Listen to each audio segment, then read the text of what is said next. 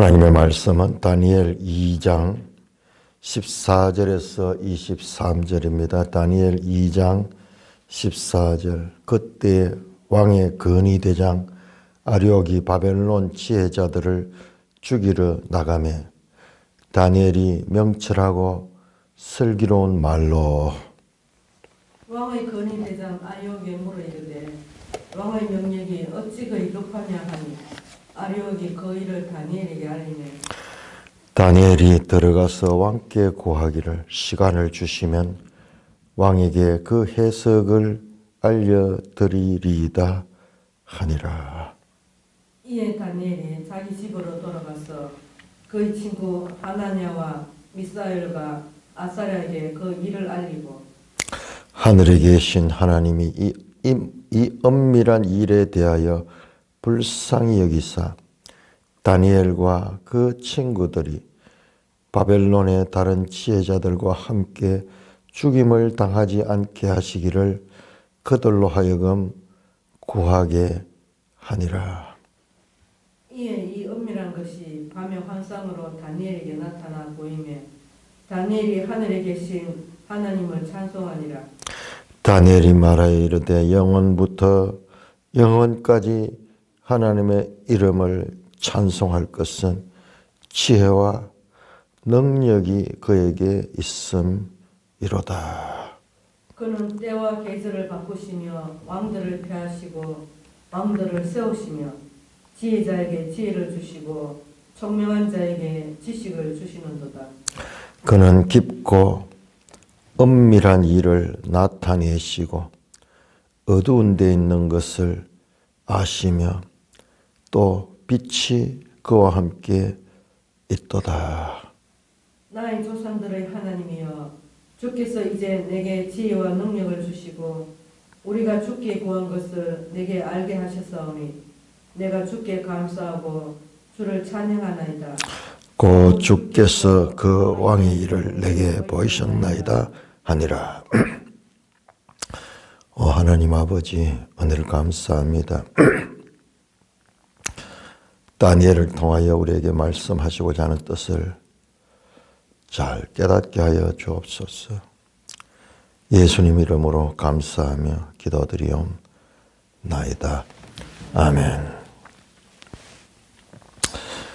자, 궁정에서 이 문제가 생기고 그 문제를 해결하는 이야기는 장색이 그것도 포로로 잡혀온 자 또는 종으로 팔려온 자가 그 왕의 문제를 그 나라의 지혜자들은 해결하지 못하는 문제를 해결해내는 이야기는 창세기 41장의 요셉 이야기와 아주 흡사합니다.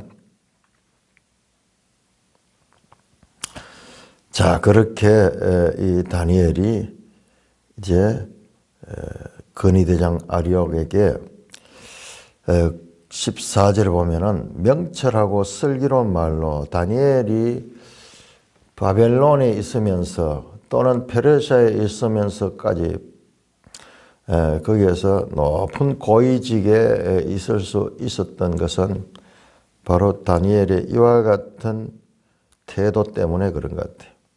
명철하고 슬기로운 말로 사람들에게 말을 하면서 그 사람들에게 영향력이 있는 그런 태도. 비록 외국에서 사로잡혀 온 자들이지만은 그러나 남다르게 그와 같은 그 소위 포스가 느껴진다 그럴까요?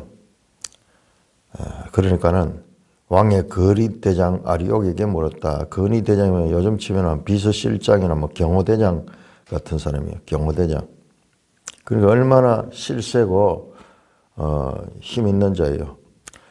일반 사람들이 건의대장하고 말을 붙이기도 힘들 텐데 명철하고 슬기로운 말로 우리 앞에서 그 왕의 측근에 있는 사람의 그에게 설득력 있고 대안을 내면서 채식을 물과 채식만 하면서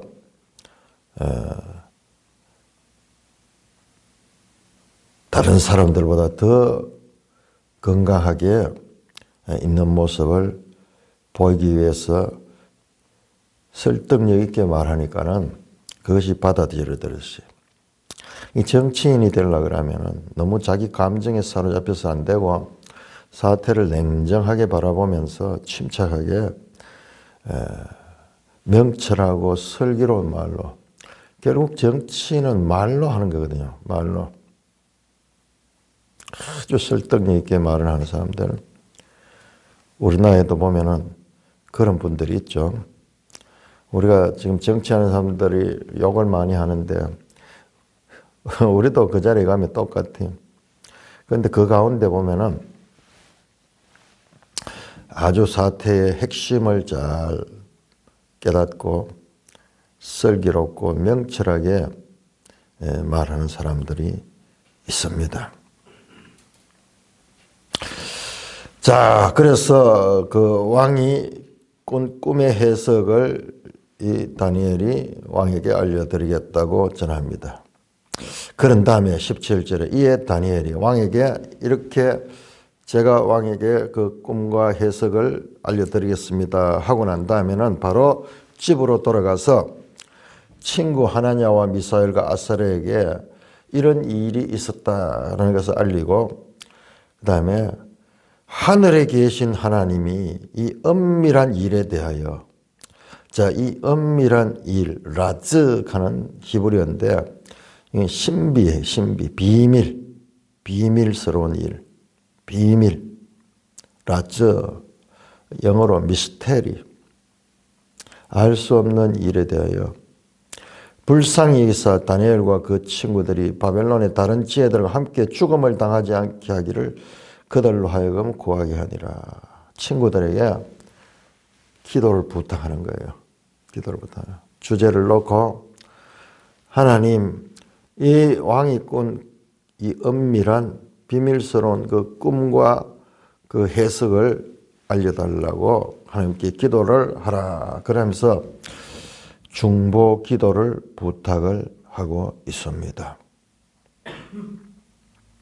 우리가 지금 역사 스토리를 집중하다 보니까는 이런 부분을 소홀하기 쉬운데, 다윗에게 있어서도 그렇고 기도하는 것이 하나님께 그 뜻을 상달받게 하는 기도의 힘이 있다는 것을 본문 자체에서 계속 말씀하고 있습니다. 자, 19절 이 엄밀한 것을 밤의 환상으로 다니엘에게 보이시매, 이 비밀을 밤에 환상으로 하나님께서 다니엘에게 나타나 보였다. 그냥 꿈 해몽하는 정도 아닙니다. 이것은 우리 요셉이 꾼 꿈이나 이 다니엘이 꾼 꿈은 그 사람 개인의 이 꿈을 통해서 그 사람 한 개인이 엄청난 지위의 변화를 가지게 됩니다. 그런 면에서 동일해요. 그러나 그것만 보면 안 돼요. 이 꿈에 대한 해석을 통해서 하나님의 구원 역사에 새로운 물꼬를 트는 일이 되는 것입니다. 그 요셉이 그 꿈을 꾼 것을 해몽함으로 말미암아서 이제 애굽이 그 가뭄을 대비하게 되고, 마침내 그 일들은 야곱과 그의 가족들이 애굽으로 돌아오게 되는 그런 역사를 이루는 배경이 되었잖아요. 그러니까 하나님의 구속 역사에 이와 같은 전반적인 역사함을 우리가 봐야 돼요. 한 부분만 보고 실패했다, 성공했다 아니고, 역사는 계속 이어지면서 하나님의 지혜가 그 속에 나타나는 것을 봅니다. 지금 다니엘도 마찬가지로 다니엘과 세 친구가 2장 마지막에 가면은 이 꿈을 해몽을 통해서 다니엘은 왕의 척근이 되고, 그리고 세 친구들은 각 지방에 우리로 치면은 도지사가 돼요. 그런 기회를 가지게 돼요. 그 일은 세계사에 앞으로 되어질 일들에 대한 것을 깨닫게 하고, 그리고 하나님의 주권적 역사가 어떠한가를 우리에게로 하여금 하나님은 누구신가를 알리게 하는 그런 기회가 되는 것입니다. 자, 요셉의 궁정에서 일어났던 그 꿈 이야기하고는 다른 점이 있습니다. 자, 이것이 아주 달라요. 다니엘이 찬송합니다. 찬송하는 것. 찬송. 마치 다윗이 찬송했듯이. 자, 그러니까는 성경을 보면은 연속성이 있고 비연속성이 있어요. 요셉 이야기와 아주 비슷한 부분들이 있습니다. 그러나 결정적인 차이들이 있어요. 그러니까 몇 가지 비슷한 부분 보고 아, 이게 뭐 그 이야기하고 똑같구나. 무슨 옛날 이야기 같구나. 이런 이야기들이 많잖아요. 우리도 보면 옛날에 어떤 왕이 있었는데 그래서 어떤 문제가 있어가 심각했는데 그래서 그 문제를 해결한 자는 자기 딸을 주겠다고 그렇게 하니까는 그때 이 어떤 참 보잘것없는 사람이 그 문제를 해결해 가지고 그 딸을 취하게 되고 나중에 그 나라를 얻게 되는 그런 이야기들 많이 있잖아요. 그런 이야기하고 비슷해요. 성경이 비슷합니다. 그러니까 역으로 보면은요, 그런 이야기들이 그냥 나온 이야기들이 아니에요. 그런 이야기들의 근거를 자세히 보면 성경에서 나오는 거예요. 성경에 나오는. 왜냐 그러면 그런 이야기들은 생긴 지가 얼마 안 되지만은요, 성경 이야기는 지금 언제 이야기냐 그러면은 이게 기원전 600년경의 이야기예요. 또는 요셉 이야기 같은 경우에는 기원전 2000년 그때의 이야기들이에요. 그러면 지금으로 치면 우리로 치면 어떻게 됩니까? 요셉 이야기는 4000년 전의 이야기고 다니엘 이야기는 2500년 전의 이야기예요. 우리는 그런 이야기는 되게 오래된 것이 생각하고 성경은 마치 성경이 그런 이야기를 취해가지고 꾸며낸 책처럼 생각이 되는데 전혀 그렇지 않습니다. 그런 이야기는 그냥 구전으로 나오지만 성경에는 이렇게 기록이 되어 있어요. 여러분 그런 이야기로 된 책들, 글들도 많거든요. 그런 건 다 이 성경보다 훨씬 이후에 기록된 내용들이에요. 아라비안 나이트 뭐 하고 이런 뭐 데카메론 이런 이야기들은요 얼마 되지 않았어요. 그런 이야기는 불과 수백 년 전의 이야기들이에요. 지금 이거는 지금 2500년 전의 이야기예요. 우리가 이런 기본적인 이런 역사에 관한 이해가 부족하면은 성경을 제대로 못 써요. 성경도 그런 이야기들 가운데 하나네. 그렇게 생각하는 게 오히려. 자, 여기에서 다니엘이 찬송합니다. 다니엘 찬송, 영원부터 영원까지 하나님의 이름을 찬송할 것은 지혜와 능력이 그에게 있다. 그는 누구냐? 그 하나님은 영원부터 영원까지 계시는 분이고 하늘의 하나님이시고 그는 계절을 바꾸시며 왕들을 폐하시며 왕들을 세우십니다.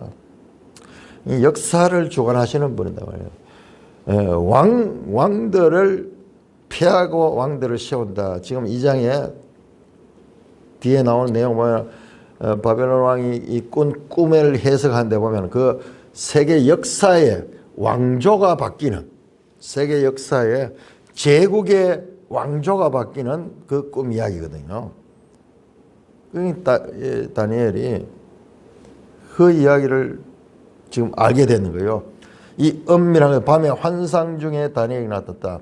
자, 1장 다시 돌아가봅니다. 1장 17절 한번 보세요. 자, 우리가 이런 부분들을 아주 주의 깊게 봐야 됩니다.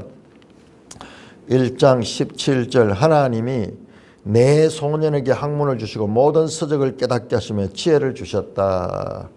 그런데 그 중에서도 다니엘은 또 그것뿐만 아니라 다니엘은 모든 환상과 꿈을 깨달아 알더라. 단순한 그런 꿈 해몽하는 그런 차원이 아니에요. 하나님께서 세계사를 어떤 개인의 어떤 사소한 그런 꿈 해몽함을 기룡화복을 이 맞추는 그런 수준이 아니라 세계 역사의 그 핵심적인 그런 일들을 깨닫고 그것을 아는 그런 지혜를 받은 거예요. 그래서 지혜자에게 지혜를 주시고 총명한 자에게 지식을 주시는 거야. 자, 지혜라는 단어는 호크마, 그런 호크마. 자, 이 지혜는 다니엘이 경험으로 얻은 잠언에서 나오는 그런 지혜가 아니고, 이 지혜는 하나님께서 일방적으로 주시는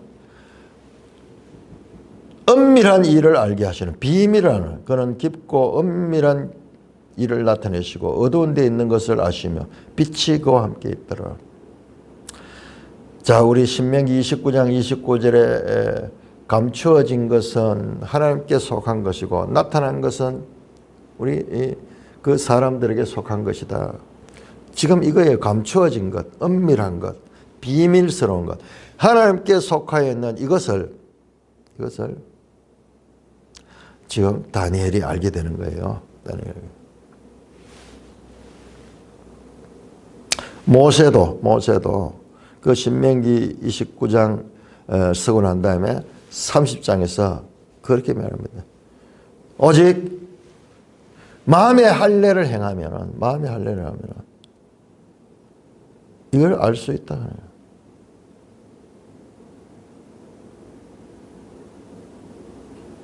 나의 조상의 하나님이여 주께서 이제 내게 지혜와 능력을 주께 구한 것 내게 알게 하소니 내가 주께 감사하고 주를 찬양하나 곧 주께서 왕의 그 일을 내게 보이셨나이다 하니라. 왕이 꾼 꿈과 그 해석을 그 밤에 기도하는 가운데 하나님께서 다니엘에게 환상으로 보여주셨습니다. 밤에 환상으로 다니엘에게 나타나 보여졌다.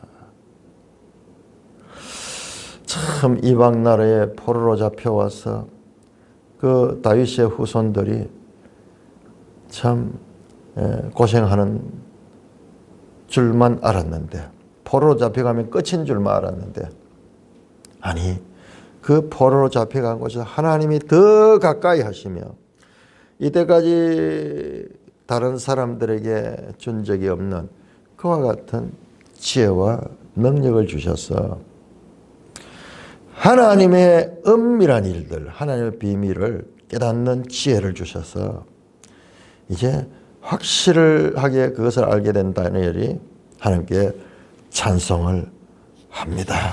하나님을 찬송합니다. 하나님은 누구신가? 이 찬송의 핵심은 하나님은 때와 계절을 바꾸시며 왕들을 폐하시고 왕들을 시는 세상의 모든 역사를 주관하시는 분이다.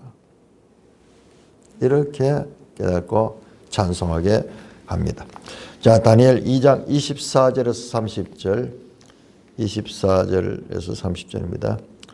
2장 24절 이에 다니엘은 왕이 바벨론 지혜자들을 죽이라 명령한 아리옥에게로 가서 그에게 이같이 이르되 바벨론 지혜자들을 죽이지 말고 나를 왕의 앞으로 인도하라. 그리하면 내가 그 해석을 왕께 알려드리다 하니.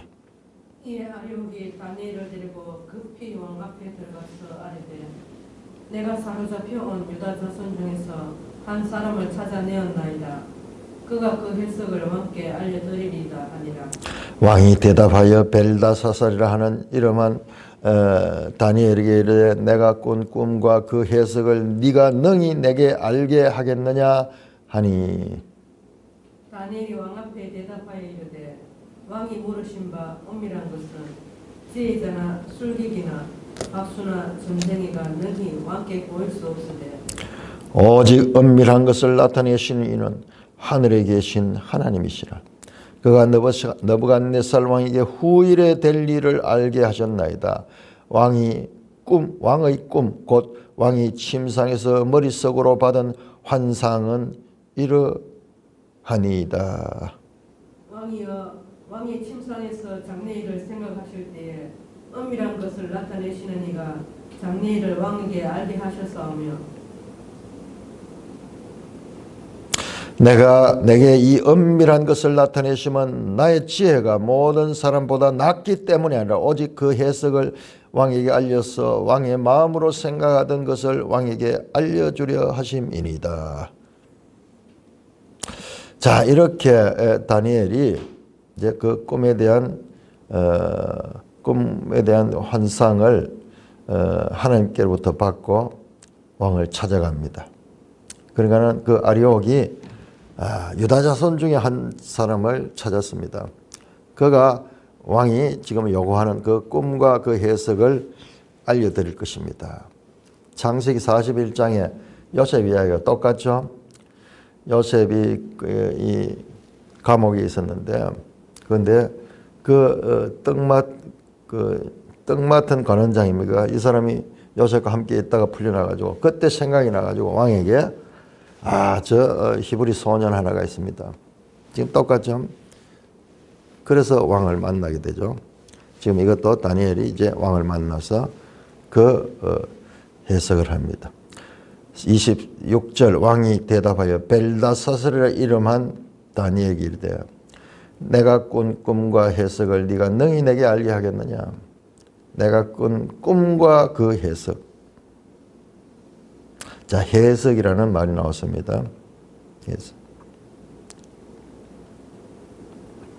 다니엘이 왕 앞에 대답하되 왕이여 물으신 바 은밀한 것은 지혜자나 술객이나 박수나 점쟁이 능히 왕께 볼수 오직 은밀한 나타내는 하늘에 계신 하나님이다. 하나님만이 그것을 알 수 있지 세상의 사람들은 알 수 없습니다.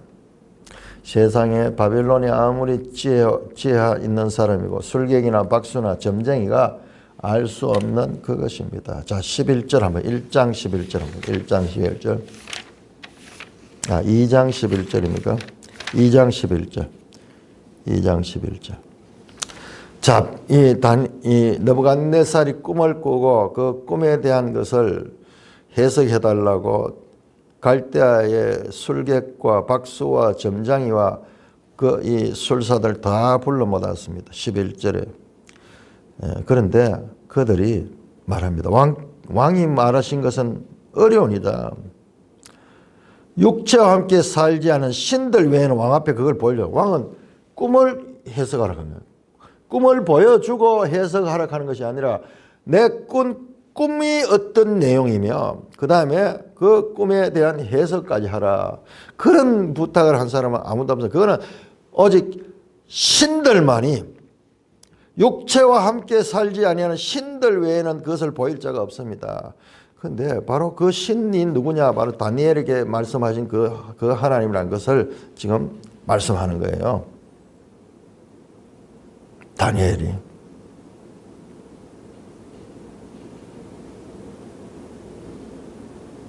갈대아의 그 최고의 지혜자들이 인정했던 그 하나님이 바로 다니엘의 하나님이다. 뿐만 아니라 반대로 보면은요, 바벨론의 그 문화가 찬란한 것 같지만은 그러나 그 인본주의 문화가 한계가 있다는 거야. 그들의 무능함, 그들이 이 하나님께까지는 이어지지 못하는 지극히 근시안적인 지혜밖에 없다는 것을 드러내는 그런 조롱적인 의미도 암시되어 있습니다. 세상의 최고라고 생각하지만 그것이 하나님 앞에 얼마나 무능하고 무기력하고 부족한 것인가. 하나님이 이를 알게 하셨습니다. 30절 내게 이 은밀한 것을 나타내서 내 지혜가 모든 사람보다 낫기 때문에 내가 지금 앞으로 왕의 꿈과 그 해석하는 것 이건 내가 생각한 것이 아니라 하나님께서 나에게 알려주셨기 때문입니다. 장래일을 생각하실 때 은밀한 29절이죠. 장래일 후일에 될 일 28절 느부갓네살이 이제 세상을 지배하는 그런 제국의 왕이 되고 보니까는 이제 근심이 많은 거예요. 이 앞으로 내가 이룩한 이 나라가 어떻게 될 것이며 내 후손들이 이 나라를 잘 이어갈 것인가. 기업을 크게 이루어가지고 성공한 사람이 이제 염려할 게 뭐겠어요? 자, 이것을 어떻게 잘 이어갈 수 있을 것인가? 내 생명의 시간은 유한하고 이 과분하게 나에게 주어진 이 큰 기업을 어떻게 이어갈 것인가? 그런 큰 차원의 걱정을 했겠죠. 요세푸스는 이 부분을 이렇게 말합니다. 왕이 평소에 왕의 뒤를 이어 전 세계를 통치할 자들이 누군가를 알고 싶어하자 하나님께서 왕의 뒤를 이어 전 세계를 다스릴 자들에 대해 보여주신 것입니다. 왕의 뒤를 이어 전 세계를 다스리잖아요. 자, 이제 중요한 내용입니다. 그 꿈과 꿈에 대한 해석이 나옵니다. 자, 2장 31절에서 49절. 우리 한 달랑 31절에서 35절까지만 교독하겠습니다. 왕이여, 왕이 한 큰 신상을 보셨나이다. 그 신상이 왕의 앞에 섰는데 크고 광채가 매우 찬란하며 그 모양이 심히 두려우니 그 우상의 머리는 순금이요 가슴과 두 팔은 은이요 배와 널적 다리는 옷이요 그 종아리는 쇠요 그 발은 얼마는 쇠요 얼마는 진흙이었나이다. 또 왕이 보신즉 손대지 않는 돌이 나와서 신상의 쇠와 진흙의 발을 쳐서 본서뜨리며 그때 쇠와 진흙과 놋과 은과 금이 다 부서져 여름 타작마당에 개같이 되어 바람에 불려 간 곳이 없었고 우상을 친 돌은 태산을 이루어 온 세계에 가득하였나이다. 다니엘이 말합니다. 왕은 꿈을 꾼 어떤 꿈의 내용을 이야기합니다. 꿈. 큰 신상을 봤습니다. 그 신상이 왕의 앞에 서 있는데 크고 광채가 매우 찬란하며 그 모양이 심히 두렵다. 마치 과거에 바벨탑을 세웠는 것처럼 큰 신상이 나오는데 그 모습만 봐도 심히 두렵더라. 그 우상의 머리는 순금이요 가슴과 팔은 은이요 배와 넓적다리는 옷이요 그 종아리에서는 발에 얼마는 쇠요 얼마는 진흙이었냐. 그런데 그 신상이 탁 보이더니만은 그 다음에 돌이 날아와서 사람이 던지지 아니한 돌, 스스로 날아오는 돌, 손대지 아니한 돌이 나와가지고 신상에 그 금과 은과 놋으로 된 그리고 철로 된 그 신상의 쇠 부분과 그 다음에 제일 끝에 부분 쇠와 진흙과 놋과 은과 금 거꾸로네요. 거꾸로 밑에서부터 위로 올라가네. 그것들을 쳐서 부서뜨리며 그 쇠와 진흙과 놋과 은과 금이 다 부서져 여름 타작마당에 개같이 되어 바람에 불려간 곳이고 우상에 친 돌은 태산을 이루어 온 세상에 가득하였나이다. 환상인 환상. 자, 머리가 있고 그 다음에 몸이 있고 그 다음에 이 두 다리가 있고 발이 있는 이와 같은 상이야. 이 상. 그런데 머리는 금으로 되어 있고 가슴은 은으로 되어 있고 그 다음에 허리와 넓적 다리는 놋으로 되어 있고 그 다음에 이 무릎까지는 쇠로 되던 쇠, 철이죠. 철되고 그 다음에 그 아래 발 부분은 부분적으로는 쇠고 부분적으로는 흙으로 된 이와 같은 신상을 봤습니다. 거대한 신상을 봤습니다. 그런데 갑자기 이 신상이 보이고 난 다음에 어디서 돌이 날라왔어. 돌이 날라와가지고 어딜 치냐? 여기를 쳐버리니까는 여름 타작마당의 곁처럼 이 모든 것이 무너져가 산산이 다 날아가 버려 없어지고, 그 다음에 이 돌의 나라가 그 자리를 대신하더라. 돌이 태산을 이루어, 그 우상을 친 돌은 태산을 이루어 온 세계에 가득하였나이다. 꿈에 대한 묘사를 합니다. 그러니까 자기가 꾼 꿈이지만 잊어버렸는데 다니엘 이야기를 맞다 깨닫게 되고, 정확하게 그 꿈에 대해서 묘사하고 있습니다. 자, 이제 그 꿈에 대한 해석 부분을 보겠습니다. 해석 부분 36절, 그 꿈이 이러한즉 내가 이제 그 해석을 왕 앞에 아뢰리이다. 37절 교독하세요. 왕은 여러 왕들 중의 왕이시라. 하늘의 하나님이 나라와 권세와 능력과 영광을 왕에게 주셨고, 사람들과 들짐승과 공중의 새들 어느 곳에 있는 것을 막론하고 그것들을 왕의 손에 넘기사 다 다스리게 하셨으니 왕은 곧 그 금머리이니이다. 왕을 뒤이어 왕보다 못한 다른 나라가 일어날 것이요, 셋째로 또 녹과 같은 나라가 일어나서 온 세계를 다스릴 것이며, 넷째 나라는 강하기가 쇠 같으리니 쇠는 모든 물건을 부서뜨리고 이기는 것이라.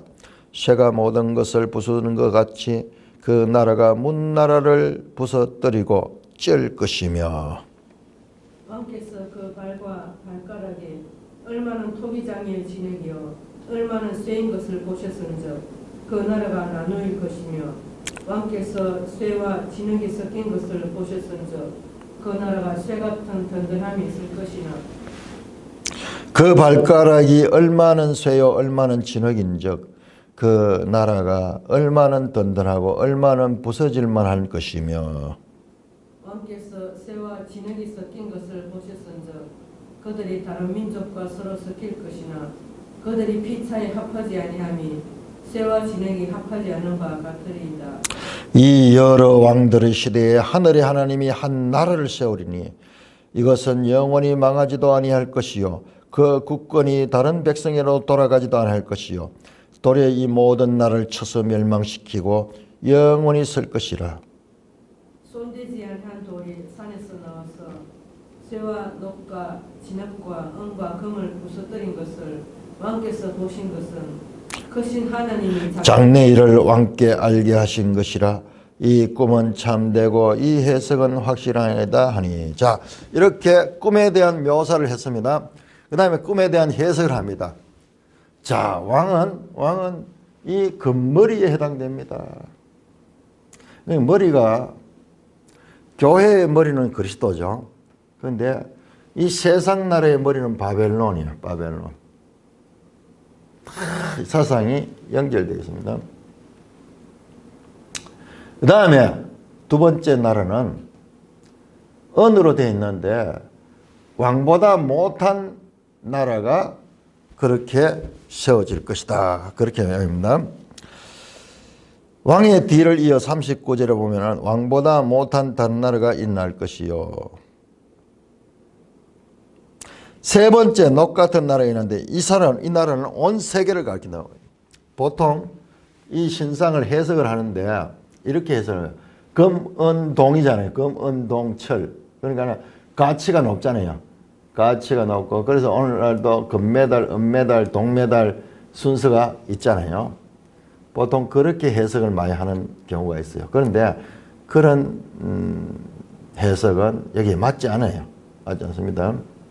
우리가 가진 편견을 가지고 이 성경을 해석하려고 하면 안 돼. 성경을 자세히 보면은 이 은나라는 금나라보다 좀 못할 수가 있어요.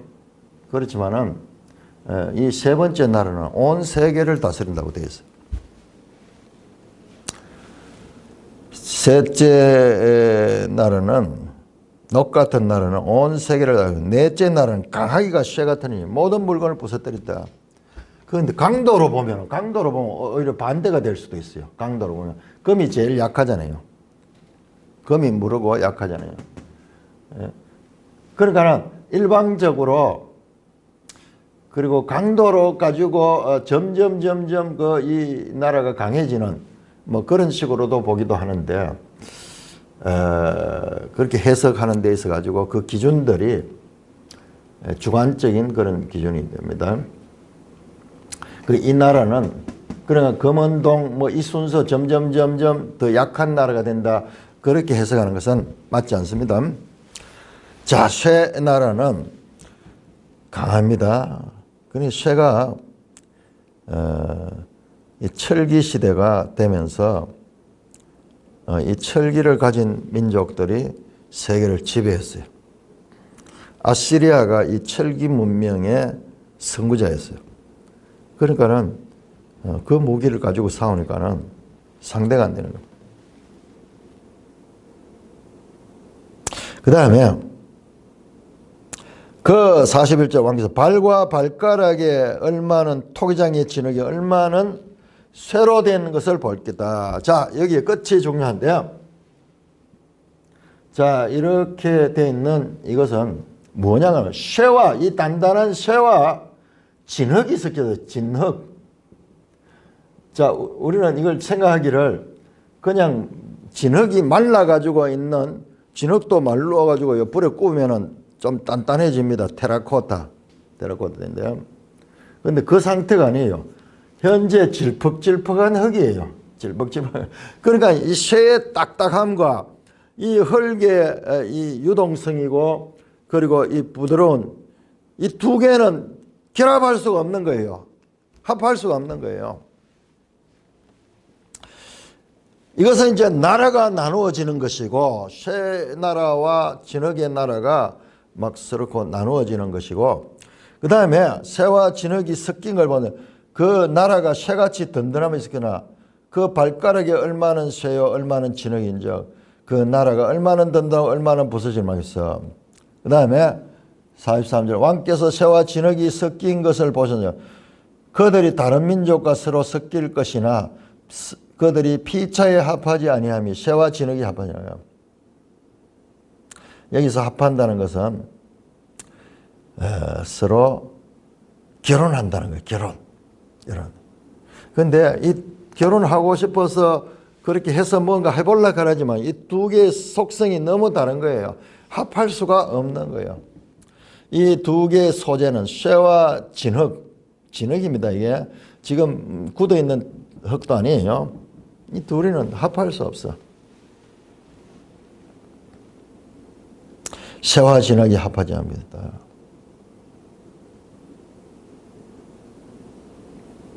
자, 여기서 우리가 11장으로 한번 나오면 11장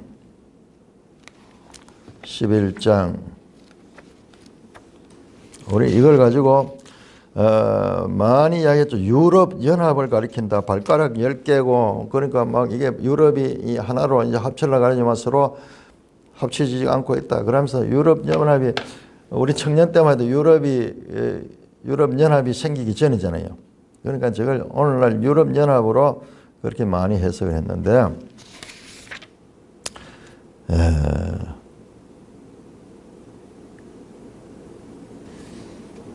자, 11장 6절 보세요. 자, 11장에서 이 나라들이 서로 다투는 그런 데 이야기 나오는데 6절 몇 해 후에 그들이 서로 단합하리니 지금 앞에 나오는 이 내용 있잖아요. 하나 연합하려고 하니 서로 결합하려고 하니 곧 남방왕의 딸이 북방에 가서 하친하리라. 남방왕의 딸과 북방의 이 아들이 서로 결혼한다네요. 가서 화친한다. 그러나 그 공주의 힘이 쇠하고 그 왕은 서지 못하도록 권세가 없어. 그 공주와 그를 데리고 온 자와 그를 낳은 자 그때 도와주는 자가 다 버림을 당하지라. 이렇게 정략 결혼을 해가지고 각 나라들이 하나가 되고자 하는데 그것이 오히려 원수 나라들이에요. 원수 나라가 되잖아요. 서로 화친하려고 그랬는데 화친하는 그 공주를 버려버리니까는 그러면 더 원수가 되죠. 이 세계 역사에 보면 이런 일들 많습니다. 지금 영국에서도 종교의 일날 그 무렵에 영국의 그 피에 메리, 블루드 메리라는 아주 그 악한 그 여자가 나오죠. 그렇게 되는 이유가 그때 보면은 스페인 공주와 그 다음에 영국 왕자가 결혼을 시켰어요. 결혼을 시켰는데 그런데 그걸 버려버렸어. 영국 왕이 버리고 다른 여자를 택했어. 유명한 사건입니다. 그러니까는 이 복수심에 불타는 이 스페인 출신의 이 메리가 많은 그리스도인들을 죽이고 많은 악행을 했는데 아주 역사에 유명한 악녀죠. 악녀. 블루드 메리. 그러니까 그런 일들이 오히려 화친하려고 했는데 더 원수, 되돌릴 수 없는 원수 나라가 되어버린 거예요.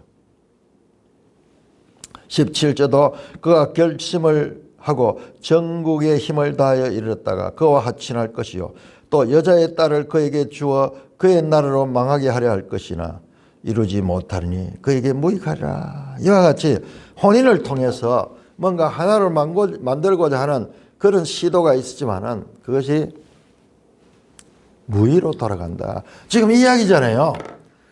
그러니까 우리가 성경 안에서 이 답을 찾아야 되는데 이걸 갑자기 떠나가지고 이게 하면서 이 제일 끝에 나오는 이건 유럽 연합을 가리킨다. 그 유럽 연합 오늘날 이야기잖아요. 그래서 이제 유럽이 연합이 되면은 적그리스도가 거기서 나오게 되고 근데 그것도 말도 안 돼. 왜냐 그러면 이 연합되면 좋아요. 왜냐 그러면 이 뜨인 돌에 와서 그걸 다 무너뜨려 가지고 끝을 내보고 하나님 나라가 오잖아요. 하나님 나라가 오잖아요. 그러면서 막 그렇게 몰아가 버려. 유럽 발가락이 10개 있듯이 유럽이 10개 나라가 있는데 이게 이제 하나로 합쳐지고 뭐 그러면서 그러니까 그 내용을 깊이 안 보고 갑자기 뭔가 좀 상상력을 발휘해 가지고 그런 걸 막 이야기를 해 가지고 나가 버리니까 사람들이 막 따라가는 거예요.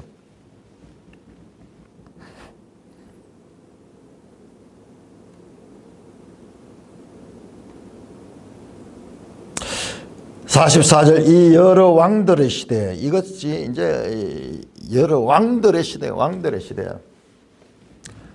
하늘의 하나님이 한 나라를 세우신다. 그 하나님 나라가 세워지는 거예요. 그 국권이 다른 백성에도 돌아가지 않을 것이요 도리어 모든 나라를 쳐서 멸망시켜 영원히 설 것이라. 이 나라들은 잠깐 있다가 없어지고 나중엔 다 이제 없어져 버리지만은 그러나 이 돌의 나라는 영원한 나라다. 영원한 나라다. 하늘의 하나님이 한 나라를 세우신데 그 나라다. 그 나라는 다시 여기서 나옵니다.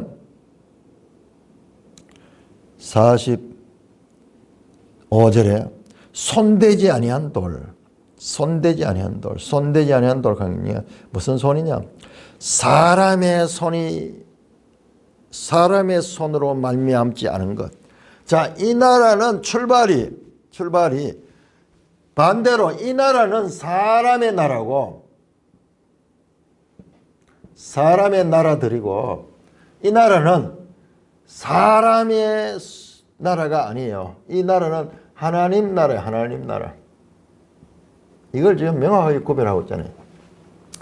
이 세상 나라에 마지막에 이 하나님 나라가 들어와서 이 세상 나라를 다 무너뜨리게 될 것이고 하나님 나라가 세워질 것이다. 그러니까는 유럽 연합으로 생각하는 사람들은 이것이 이제 세상 끝에 일어날, 그래서 오늘날 보니까 유럽이 막 연합이 되고 지금 유럽 연합 됐잖아요. 그 영국은 거기 참여하지 않죠. 블랙시트 감정. 그래서 유럽 통화도 지금 유로화로 되고 이랬잖아요. 그러나 그 역사는 계속되고 있습니다. 자, 이때에 하나님 나라가 온다. 그러니까는 자연적인 이것이 바로 이 지금 뜨인 돌이 오는 때가 언제냐? 예수님의 재림의 때라고 말하게 되죠. 재림.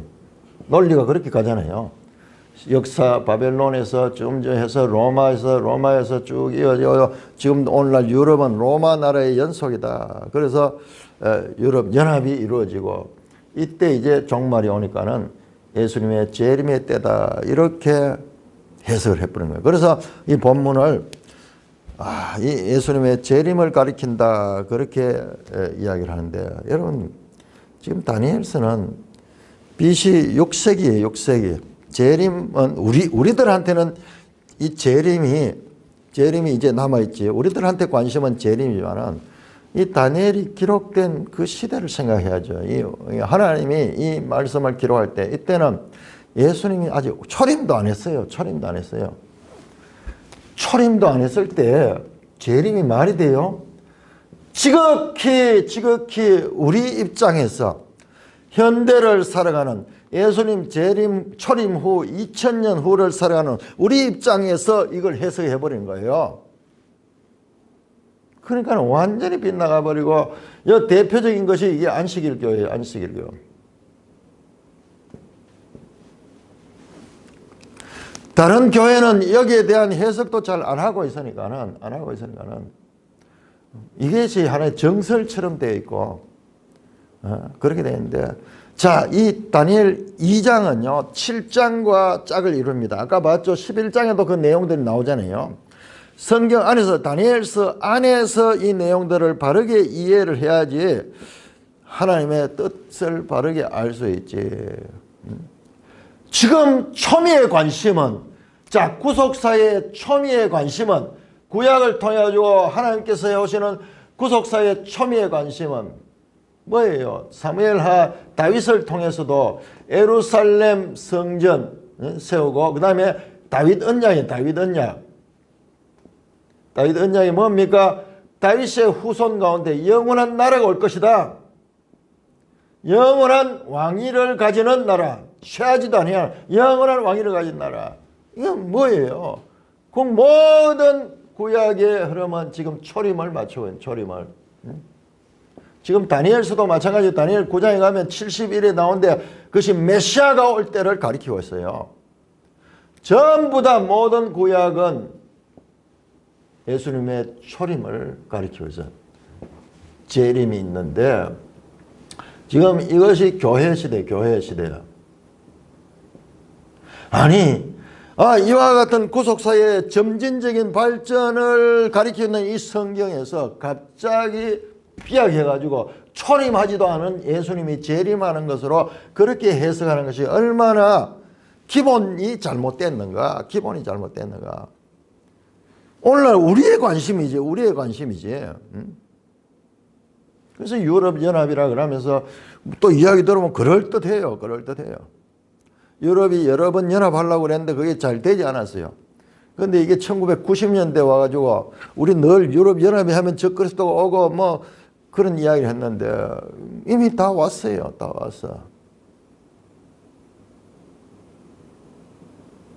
미국으로부터 시작해가지고 이런 잘못된 해석들이 이렇게 우리가 성경을 모르니까는 해석을 하는데 과잉 해석을 해버린 거예요. 내가 보고 싶은 대로.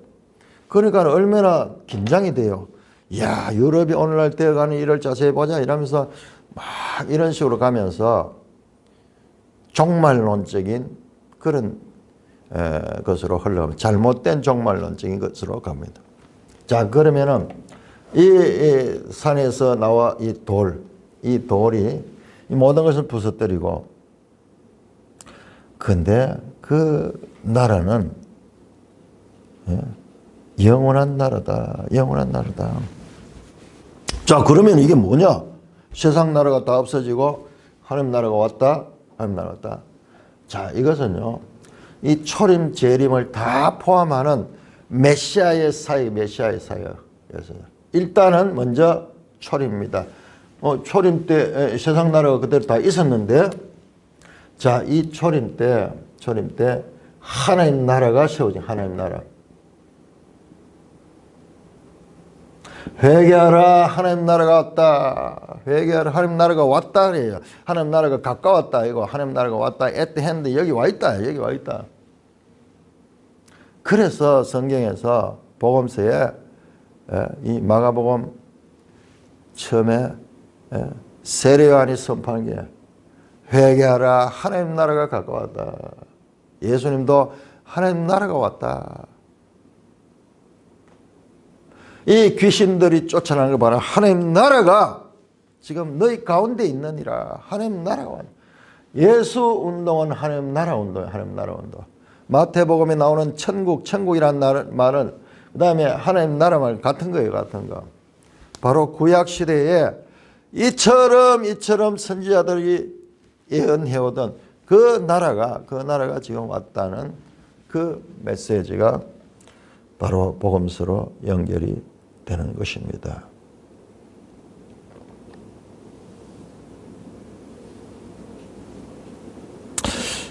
표피적으로 이 다니엘서를 볼 때 이 궁전에서 일어나는 이런 이야기들이지만은 그 속에는 세계의 역사를 주관하시는데, 그런데 이 모든 역사를 주관하시면 하늘의 하나님이시다. 하나님이시다. 그리고 그 하나님 나라가 세워질 것이다. 이것이 왕이 본 거는 하나님이 장래의 일을 왕에게 알가시. 이 꿈은 참되고 이 해석은 확실합니다. 그렇게 하니까는요, 46절 이에 느부갓네살 왕이 엎드려 다니엘에게 절합니다. 와, 이런 일이 있을 수 있습니까? 제국의 왕이요, 다니엘한테 엎드려서 절하며 애물과 향품을 그에게 주게 하고, 왕이 대답하여 다니엘에게 이르되 너희 하나님은 참으로 모든 신들의 신이시요 모든 왕의 주제시다. 네가 능히 이 은밀한 것을 나타냈으니 내 하나님은 또 은밀한 것을 나타내시는 이시로다. 네가 믿는 그 하나님이 참 하나님이시다. 그 하나님이 은밀한 것을 나타내시는 분이시다. 그러면서 이 다니엘의 앞에 이 왕이 엎드려서 절하고 명령하 예물과 향품을 주고, 48절 왕이 또 이 다니엘을 높여 귀한 선물을 많이 주며 그를 세워 바벨론 온 지방을 다스리게 하며, 부자가 됐겠죠. 그럴 뿐만 아니라 온 지방을 다스리는 그런 책임을 맡기고 바벨론 모든 지혜자의 어른을 삼았다. 바벨론의 최고 지혜자로서 그들의 스승이 되었다는 거예요. 또 왕이 다니엘의 요구대로 다니엘 네가 원하는 게 뭐냐? 네 소원을 들어주겠다. 궁정 이야기 보면 그런 이야기 많이 나오죠. 그러자 사드락 메삭 아벳느고 다니엘의 세 친구를 바벨론 지방의 일을 다스리게 하고 다니엘은 왕궁에 있었더라. 다니엘은 중앙정부, 오늘날 지금 대통령실에 있고, 그 다음에 그 세 친구는 도지사가 돼가지고 지방에서 다스리면서, 자, 참으로 불쌍하게 망해서 조상들의 죄로 인해서 망하여서 저 바벨론으로 팔려간 그 속에서 어마어마한 지금 놀라운 일이에요. 완전히 하나님 버린 줄 아는데 그 가운데서 모든 바벨론의 지혜자보다 더한 지혜를 가지게 하시고, 뿐만 아니라 왕에게 절까지 받는, 뿐만 아니라 이 전 바벨론을 다스리는 그런 책임을 받는, 포로가 되는 것은 참으로 불행한 일이고 그 나라가 끝나는 일인 줄 알았는데, 그러나 그 속에서 하나님은 더 강하고 깊이 역사하셔서 그 나라에 모든 것들보다도 더 탁월하게 만들어주시는 하나님의 역사를 우리는 여기서 만날 수가 있습니다. 하나님이 어떻게나 이걸 놓치면 안 돼요. 바로 처음부터 나왔던 그 신명기 그 예언의 말씀, 그 예언의 말씀이 어떻게 연결되냐. 구약성경 전부 일관되게 그 모세의 그 신명기 28장에 순종하면 복을 받고 불순종하면은 저주를 받는 그 관점을 가지고 계속 보게 될 적에, 이야, 하나님이 그 포로기 가운데도, 자 보세요. 우리가 다윗이 죄로 말미암아서 징계를 많이 받았죠. 그리고 어떻게 됐습니까? 그러나 그로 말미암아 다윗은 변화받았습니다. 변화받았습니다. 뿐만 아니라 그 다윗을 들어서, 다윗이 만약 사무엘하가 20장까지만 있었다 그러면은 참 불행했을 텐데 21장에서 24장 이 내용이 있어가지고 그 가운데서도 다윗이 예루살렘 성전을 예비하는 그 자리로 나가게 되잖아요. 그 죄의 징계로 말미암아서 결과적으로 망하는 것이 아니라 결과적으로는 그 죄에 대한 징계조차도 긍휼의 그릇이 됐다. 우리 지난번 매일성경 그 해석하신 분이 그조차도 연단받아서 긍휼의 그릇이다. 진노조차도 하나님은 긍휼 안에서 베푸시는 것이다. 목적을 가지고 그를 더 연단받아 더 훌륭한 사람으로 서기 위해서, 하나님 뜻을 이루는 자로 서기 위해서 그 진노조차도 사용하시는 분이다. 마찬가지예요. 개인에서도 그렇지만은 지금 이스라엘 역사 가운데서도 하나님은 그 이스라엘을 그 포로기 가운데서도 이렇게 회복시키시는 그런 모습을 보이면서 뿐만 아니라 온 세상에 이제 이 느부갓네살 왕은 바벨론의 이 왕이니까 세상의 최고 권력자예요. 바벨론 왕이 이제 여호와 하나님을 알게 됐어. 그리고 인정해서 네가 믿는 그 하나님이 모든 신들 중에 신이고 모든 왕을 세우시는 왕의 주제시다. 이런 고백이 나왔잖아요. 하나님의 뜻이 전 세계를 향하여 확장해서 나가는 구원 계시의 발전성, 하나님의 구속사의 전개가 이제 교회 시대로 점점 가까워지고 있는 이런 메시지도 이 속에 흐르고 있음을 우리가 알 수가 있습니다. 우리가 내일은 이 부분을 좀 더 자세하게 7장과 연결해서, 지금 앞에 내용들은 그렇게 중요하지 않지만 지금 이 부분이 아주 중요합니다. 이 부분이 얼마나 중요한지 이 부분은 7장과 연결해서 또 볼 때, 지금까지 이 나라가 무엇인가 이건 우리가 알 수 없잖아요. 지금 안 나와 있어요. 나라는 바벨론이고 그 다음에 메대고 메데바스하고 이것은 그 다음에 이 그리스고 로마고, 그 이야기는 2장에 안 나옵니다. 우리 성경을 그대로 봐야 돼요. 그대로 봐요. 자, 이것과 7장에 내 짐승이 바다에서 나오는데 그것과 연관이 되어 있어요. 그렇게 보면은 이제 입체적으로, 자, 이 부분도 재림을 가리키냐 초림을 가리키냐 이 부분도 정확하게 알게 되는 것입니다. 그래서 성경 안에서 이와 같은 교차 대꾸를 이루고 있는 이런 구조를 가지고 있다. 이걸 그냥 무시해버리고 그냥 순서대로 우리가 지금 성경을 보면서 계속 그걸 발견했잖아요. 교차 대꾸 구조, 인크루지오를 이루고 있는 그 구조. 이런 걸 모르니까는 그냥 순서대로 해석해버리면서 이거 따로 7장 따로 이렇게 보니까는 해석이 빗나가 버리죠. 두 정인이 필요하듯이 이 2장과 7장이 서로 만나면서 어떻게 더 정확하게 자, 이 꿈을 환상을 해석하는가를 우리가 보겠습니다. 내일 한번 이 부분을 깊이 이 부분만 제대로 넘어가면은 그 다음에 확 열립니다. 한 단계 더 나가야 돼. 한 단계 더 나가야 돼. 찬송가 210장입니다. 찬송가 210장.